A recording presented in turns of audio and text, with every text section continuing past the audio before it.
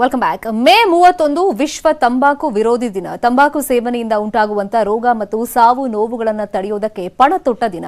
ವಿಶ್ವ ಆರೋಗ್ಯ ಸಂಸ್ಥೆಯು ತನ್ನ ಸದಸ್ಯ ರಾಷ್ಟ್ರಗಳಿಂದ ಸಂಕಲ್ಪವನ್ನ ಮಾಡಿಸಿದೆ. ಪ್ರತಿ ವರ್ಷವೂ ಒಂದೊಂದು ಥೀಮ್ ಅನ್ನು ಇಟ್ಕೊಂಡು ತಂಬಾಕು ವಿರೋಧಿ ದಿನವನ್ನಾಗಿ ಆಚರಣೆ ಮಾಡಲಾಗ್ತಾ ಇದೆ. ವಿಶ್ವ ತಂಬಾಕು ವಿರೋಧಿ ದಿನದ ಈ ವರ್ಷದ ಥೀಮ್ ಪರಿಸರ ರಕ್ಷಿಸಿ. ತಂಬಾಕು ಬಳಕೆ ಸೇವನೆಯಿಂದಾಗಿ ಪರಿಸರದ ಮೇಲಾಗುವಂತಹ ಪರಿಣಾಮಗಳನ್ನು ಮನವರಿಕೆ ಮಾಡಿಕೊಡೋದು, ಜೊತೆಗೆ ಇಡೀ ಜೀವನ ಹಾಳಾಗೋ ಬಗ್ಗೆ ಎಚ್ಚರಿಕೆ ನೀಡುವಂತ ಧ್ಯೇಯ ಈ ಬಾರಿಯದು.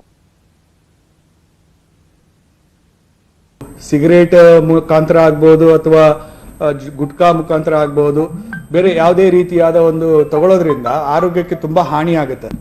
ಯಾವ್ಯಾವ ರೀತಿ ಹಾನಿ ಆಗುತ್ತೆ ಅಂತಂದ್ರೆ ನಮ್ಮ ಲಂಗ್ಸ್ಗೆ ಇದು ತುಂಬಾ ಹಾನಿಕಾರಕ. ನಿಮಗೆ ಗೊತ್ತಿರೋ ಹಾಗೆ ಇದು ಲಂಗ್ ಕ್ಯಾನ್ಸರ್ ಮಾಡ್ಬೋದು, ಅಥವಾ ಬಾಯಿ ಕ್ಯಾನ್ಸರ್, ಯಾವುದಾದ್ರೂ ಒಂದು ರೀತಿಯಾದ ಕ್ಯಾನ್ಸರ್ ಉತ್ಪತ್ತಿ ಮಾಡ್ಬೋದು. ದೇಹಕ್ಕೆ ತುಂಬ ಹಾನಿಕಾರಕ ಇದು. ಮತ್ತು ಇದರಿಂದ ಈ ಸಿಗರೇಟ್ ಸೇವನೆಯಿಂದ ಏನಾಗುತ್ತೆ ಅಂದರೆ, ಈ ಕೆಲವರು ಪ್ರೆಗ್ನೆಂಟ್ ವುಮನ್ಸ್ ಮಕ್ಕಳು, ಅವ್ರ ಮೇಲೂ ಇದು ಪರಿಣಾಮ ಬೀಳ್ತದೆ. ಎಷ್ಟೋ ಸಾರಿ ದುಷ್ಪರಿಣಾಮಗಳಿಂದ ಪ್ರೀಟರ್ಮ್ ಡೆಲಿವರೀಸ್ ಆಗ್ಬೋದು, ಸ್ಟಿಲ್ ಬರ್ತ್ ಆಗ್ಬೋದು, ಇನ್ಫರ್ಟಿಲಿಟಿ, ಈ ಥರ ತುಂಬ ಆರೋಗ್ಯಕ್ಕೆ ಇದು ತುಂಬ ಹಾನಿಕಾರಕ. ಯಾವುದೇ ರೀತಿ ನಮ್ಮ ಎನ್ವಿರಾನ್ಮೆಂಟ್ಗೂ ಇದು ತುಂಬ ಹಾನಿಕಾರಕ. ಯಾಕೆಂದರೆ ಇದರಿಂದ ಕಾರ್ಬನ್ ಮೊನಾಕ್ಸೈಡ್ ಬರುತ್ತೆ, ಕೋಲ್ ಟಾರ್, ನಿಕೋಟಿನ್, ಮತ್ತು ಕೆಮಿಕಲ್ ವೇಸ್ಟ್ಸ್, ಇದನ್ನು ನಾವು ನೀರಿಗೆ ಬಿಡೋದ್ರಿಂದನೂ ಸಾಕಷ್ಟು ಇದು ಹಾನಿ ಮಾಡುತ್ತೆ.